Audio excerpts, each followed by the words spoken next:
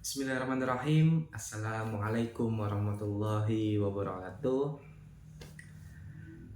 Salam sejahtera untuk kita semua, sahabat-sahabat CPL dimanapun berada. Semoga dalam keadaan sehat walafiat ya. Baik, sahabat-sahabat CPL, dalam kesempatan kali ini izinkan saya untuk menyampaikan suatu informasi mengenai tugas ataupun tanggung jawab atau sering kita kenal dengan istilah PIC ya. PIC sebagai Panwaslu Kecamatan dalam pemilihan kepala daerah tahun 2024. Nah, mungkin ini bagi teman-teman yang belum tahu ya, sudah jabat nih sebagai anggota Panwas Kecamatan. Tapi sebagai apa sih saya itu PIC-nya ya kan? Tugasnya apa? Mengawasin tahapan apa? Apakah semua tahapan saya lakukan atau saya mengawasi ya kan? Enggak seperti itu. Jadi Bawaslu RI telah memberikan ataupun setelah adanya terobosan ya sejak 2024 kemarin bahwa untuk tugas pengawasan itu dibagi beberapa divisi gitu ya. Jadi kalau dulu itu pengawasan tahapan tentu ada di divisi pengawasan ya kan. Tapi pasca ataupun pas pelaksanaan pemilu 2024 kemarin tidak ada divisi pengawasan dalam Polhub itu, Perbawaslu 3 2022 kalau nggak salah, terkait tata kelola pola hubungan itu nggak ada divisi pengawasan, maka pengawasan itu melekat ke semua divisi. Artinya dari divisi-divisi itu, dari koordinator-koordinator divisi itu, maka dibentuk PIC, penanggung jawab dalam mengawasi tahapan itu, seperti itu. Nah, ini saya sampaikan ya dalam kesempatan ini. Ini hasil daripada pleno yang saya amati ya, dari pleno Bawaslu RI waktu menjelang tahapan pemilu 2024 kemarin ya. Tapi mungkin ini juga akan diterapkan di Pilkada 2024 ini. Namun kembali lagi tergantung daripada melihat situasi dan kondisi di daerah masing-masing, sahabat-sahabat sekalian. Oke, langsung aja ini ya, bahwa PIC pembagian pengawasan pada tahapan Pilkada 2024 itu yang setelah saya paparkan juga nih ya, sepanjang ini saya paparkan dalam video ini. Pertama, tahapan pemutahiran data pemilih dan penetapan DPS serta DPT. Itu PIC di tingkat kecamatan adalah divisi P3H kalau nggak salah ya. P3H apa P2HM? P2HM, mohon maaf ya. P2HM itu kalau nggak salah lagi adalah pencegahan partisipasi hubungan masyarakat kalau nggak salah ya, atau humas. Intinya P2HM lah untuk divisi pencegahan, maka mendapatkan ataupun menjadi PIC tugas pengawasan dalam pemutahiran. Dan kemudian yang kedua itu pencalonan sampai dengan penetapan peserta pemilu ya.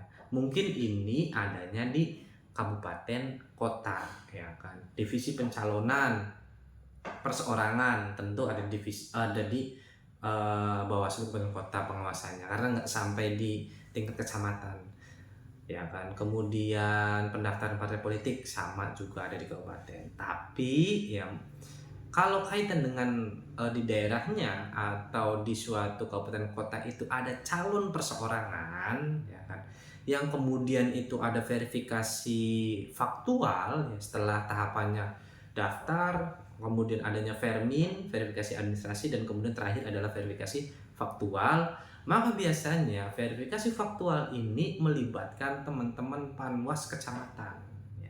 Divisi mana ya, ketika di daerahnya itu ada calon perseorangan, divisi yang menjadi PIC-nya atau yang menjadi tanggung jawabnya itu adalah divisi penyelesaian sengketa, seperti itu ya. Berarti kalau di kecamatan adalah divisi P3S ya, penanganan pelanggaran dan penyelesaian sengketa, seperti itu. Itu siap-siap saja bagi teman-teman, bagi sahabat-sahabat yang sebagai divisi P3S di kecamatan akan mengawali tugasnya adalah melakukan verifikasi faktual.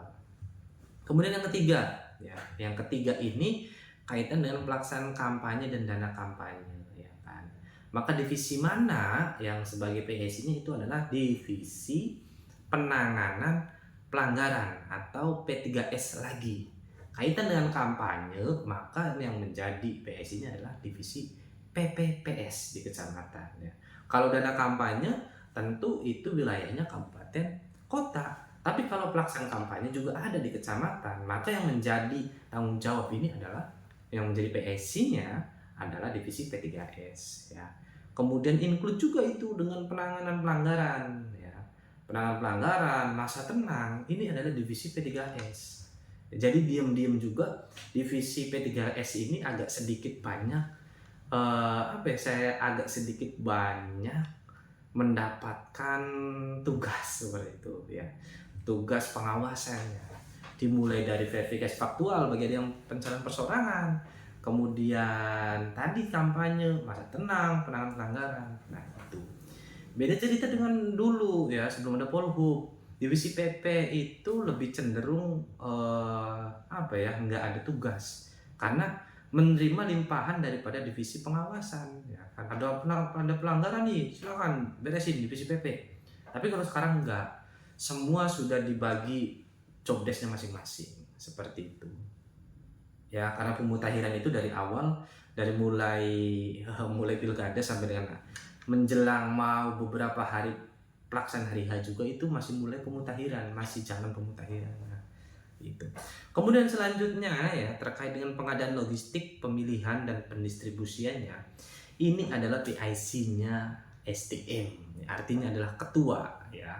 Ketua di Panwas Kecamatan yang sebagai divisi SDM mempunyai tanggung jawab pengawasan dalam pendistribusian logistik, ya, dalam pengadaan logistik atau perlengkapan dari kabupaten ke kecamatan, kecamatan ke desa, ke TPS itu adalah yang PIC-nya adalah Kodim SDM.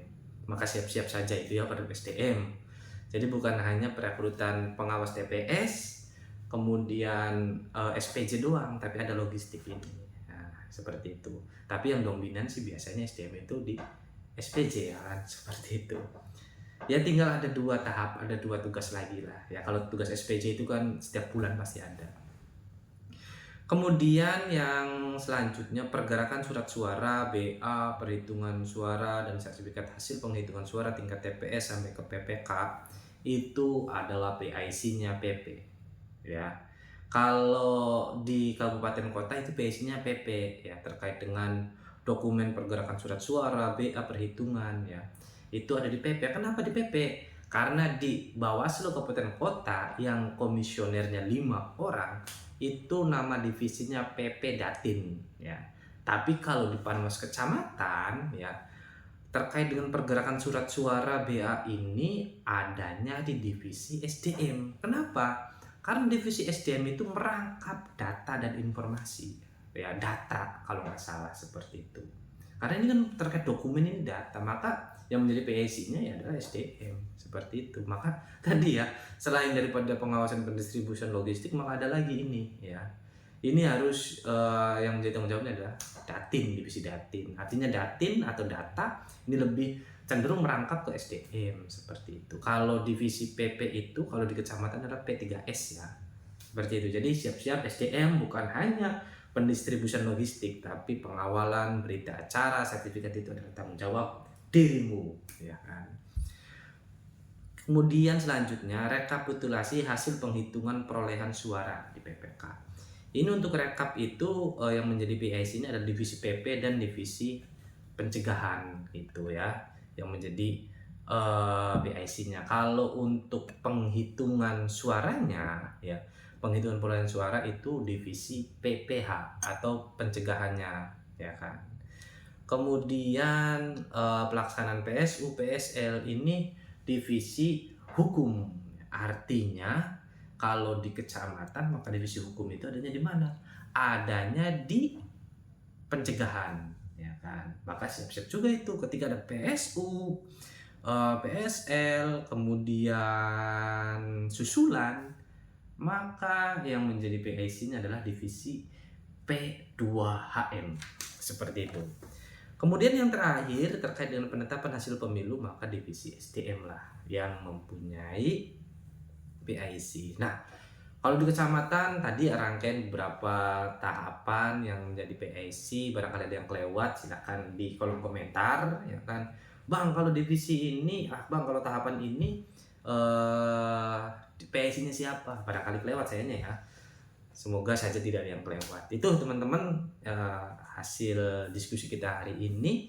Kalau ada saran dan masukan terkait dengan hal pembahasan apapun, silakan tinggalkan di kolom komentar atau join di WhatsApp grup yang telah saya sertakan linknya ya, link WAG-nya di deskripsi. Silakan join, gabung. Tapi ingat, jangan lupa untuk di subscribe, like, dan share gitu ya teman-teman. Terima kasih. Kalau ada salah kata itu datangnya dari saya. Ya teman-teman semuanya, saya akhiri. Wallahul muwaffiq ila aqwamit thoriq. Wassalamualaikum warahmatullahi wabarakatuh.